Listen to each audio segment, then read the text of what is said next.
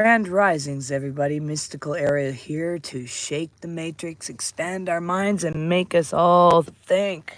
How's everybody doing this grand morning? Life has been good here. Me and the dogs have had some good times together. And yeah, we had a good morning meditation. And we want to talk to you guys about the burden and strength of awakening and why the enlightened walk the hardest road there is. I mean, we got to get into this. So, why does it seem that those of us that are awakened spiritually often endure some of the most difficult paths in life? You know, the journey towards enlightenment, peace, and fulfillment is often spoken as a beautiful destination. But no one really talks about, or rarely speaks about, you know, how getting there is the most gruesome road one can travel. You know, those who are awakened see the world differently. They move through reality with an awareness that others may not even have. And this alone creates a distance.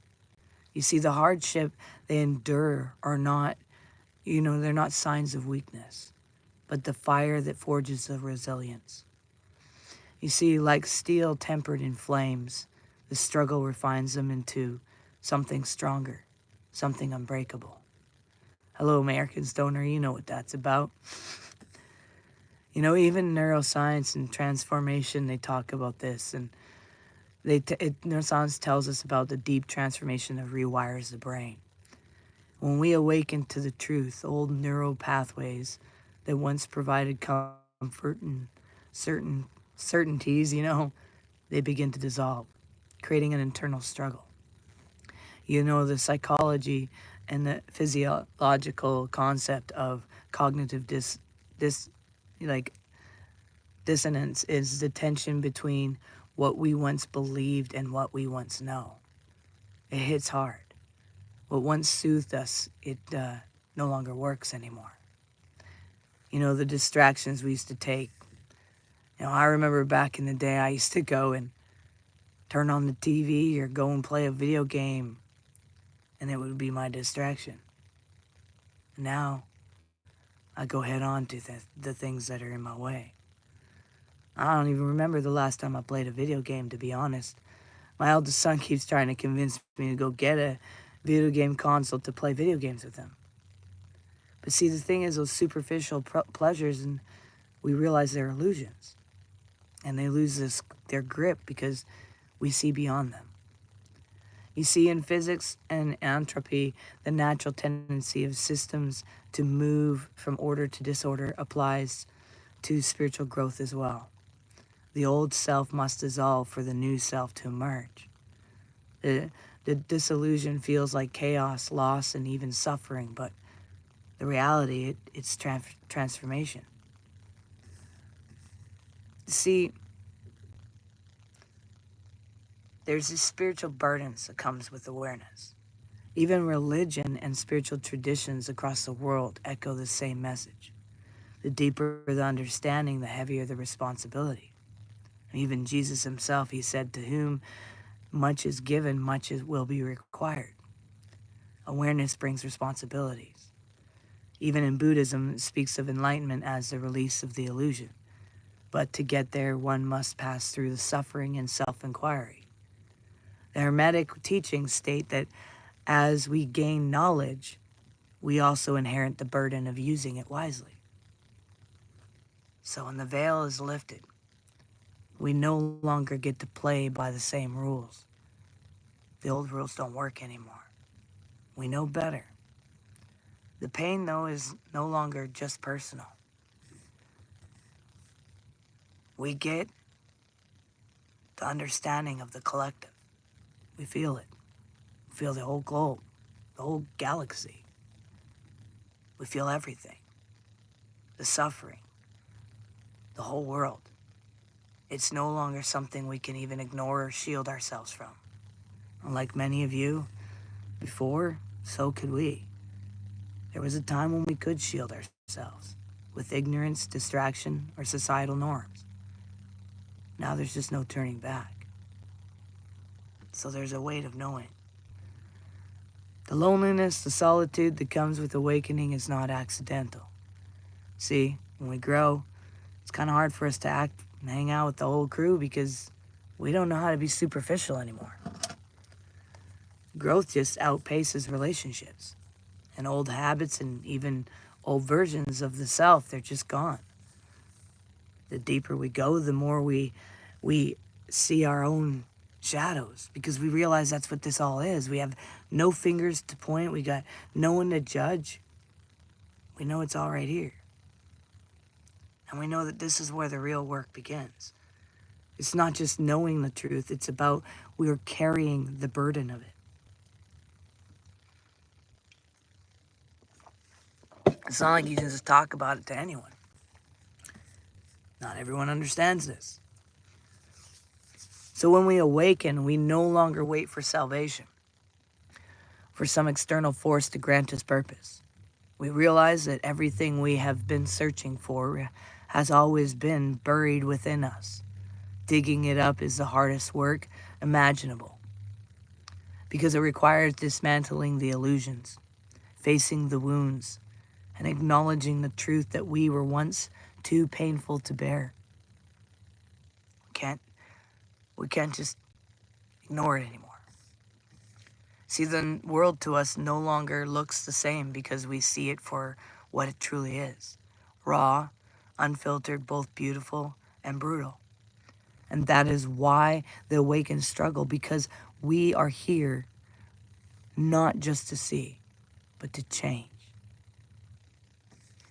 See, if the burdens of seeing feels overwhelming, it is because you are here to go deeper. You are here to carry, transform, and transcend. You are not alone in this. Even though it feels like you are, you're really not. I know the road's difficult, but it was never meant to be easy. You see, enlightenment was never about escaping pain. It was about facing it and transcending it, and learning from it, and using it, and shaping a new world. Because we realize that we are co-creators, and we co-created this existence that we went through. And so you keep going, because you keep peeling back the layers. You know that once the door of awareness is open, there is no going back. And maybe, just maybe that's the whole point. Maybe that was just what we needed. Don't be afraid to tear that veil. Trust me, even though it's hard, even though sometimes knowing the truth sucks, we know that that's what's going to transform everything. And we get to unplug the rest, right? So thank you for those of you who've done the hard work. And those of you who are continuing, thank you. Thank you from way up and way beyond. Hello, American Stoner, and hello, Thomas. How are you guys doing? I'm doing pretty good today. You know? Yeah. I'm doing pretty good. How are you guys all doing? I've been going through some stuff, but you know what's crazy? I know too much to let it get to me. But dang, my body's been struggling. So I had to shoot off and go to the cancer center. And I got a series of stuff going on. So yeah, craziness right now. But not really. I don't know. I'm just totally chill right now. I'm totally cool about it all. Because I know truth. And that's the greatest thing ever. So I've kind of been laughing my life way through life lately, to be honest. Just laughing at things.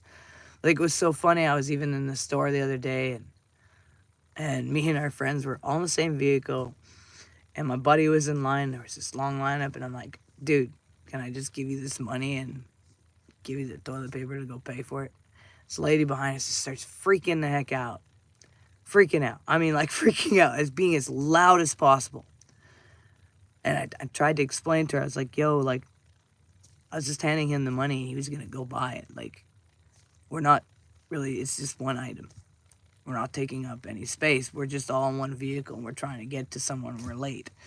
And so they would not accept any. So they just kept burking off and going off. And I started laughing my ass off. I literally couldn't even hold it back. I just started standing and I'm literally laughing. I'm laughing because I'm realizing that this person has no idea that they're hurting themselves. And they're making a fool of themselves, but they're trying to project it onto us to make us feel embarrassed, but it wasn't working at all. Not even an inch. So it just kept getting, it was funny. It was like the Matrix was trying to create a distraction, and it wasn't working. It didn't work. It just went, you know, like, the funny thing is they got to the damn counter and got to pay for their stuff even before us. Because we went and waited in another line where there was still someone there. And we didn't even care because we were just like, go take that one that's open right there. We're not going to even play the game. It was so cool because my bud, his name is Bud, he, oh my goodness. He's like, yeah, let's not even give that any light. And I was like, yeah, man. Like, it's not. So it was perfect. Play my stupid game now. You go ahead. It's like someone threw the game of tic-tac-toe and you refused to put a tick or an O there, you know? And an X's and O's, whatever the heck. Anyway. Well, everybody, make sure you do one thing towards your dreams every single day. And make sure you recognize that you matter and you're valuable and you're a unique puzzle piece, part of the ultimate puzzle of the cosmos. And hey, everybody, please look up The Nomadic Way on YouTube and on TikTok and follow, like, subscribe, all the above. We're putting daily stories on there, The Nomadic Way. If you're a nomad, if you're like, yo, Ariel, I want you to come and film my story and let me show my stuff off and tell you what got me to this place. I'm laughing again. Check out The Spot on Ariel's other channel. It's awesome. Oh, thanks, man. I'm glad you got to see it. Yeah, guys, please check it out. And I just wrote a song about The Spot. So I'm hoping my son will help me produce it. But right now I put a video up on it, and it's just done in just, you know, raw guitar and stuff. But yeah, I had to write a song about it because, man, there's so much stuff that goes on here. And it's a good place, you know. Goodness gracious. We know how to have a good time. You know, we really do out here. We really do. Yeah, if you want to go have a good time, then come out to The Spot, man.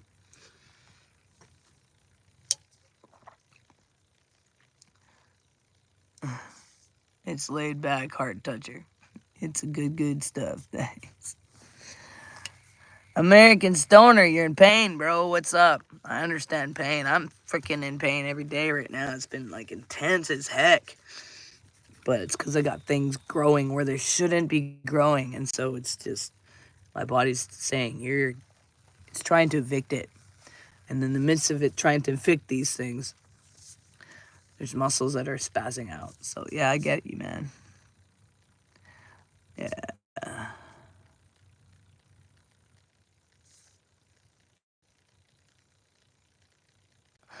Oh, man. You're back. Oh, yeah, dude. Yeah, but you know what? Winter never helps us. So let me give you a little hint, bro. You got a camper, right? Get yourself a vehicle that you can tow it with, okay? And get on down to the Spot Quartzsite. because your back will feel better. I learned that. My back's fractured in 4 different places. I'm supposed to be in a wheelchair, paralyzed from the neck down. My neck's fractured in several places. And I got a compression on my brainstem. I'm big, make one bad fall. Whatever. I'm still crazy. And I don't care. I'm living life. You know, doctors say shit all the time, and I always go, well, I wonder how I can prove them wrong. I have this thing inside of me that just goes, I gotta prove this wrong. And I do. Sometimes I don't. And I realize I'm not, like, you know, my whole life as a kid. You guys are gonna laugh at this. My friends, they used to dare me to jump off the highest places. Because I'm the one who started in the first place. So on Fridays, for some reason, the last day of school growing up in elementary school, I would go and climb to whatever high spot I could climb. And then I would imagine I was gonna fly. So I flew in my dreams, figured I gotta figure out how to do it here. I was gonna beat gravity. Sometimes I sure felt like I did. But a lot of times on Fridays, we called them Freaky Fridays, I would get taken off into the emergency because and I needed to go get my legs checked. Something checked.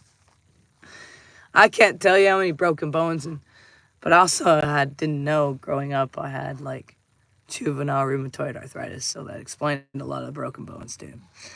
Pain sure builds endurance. Nothing like being pushed to be tough, yeah, or give up.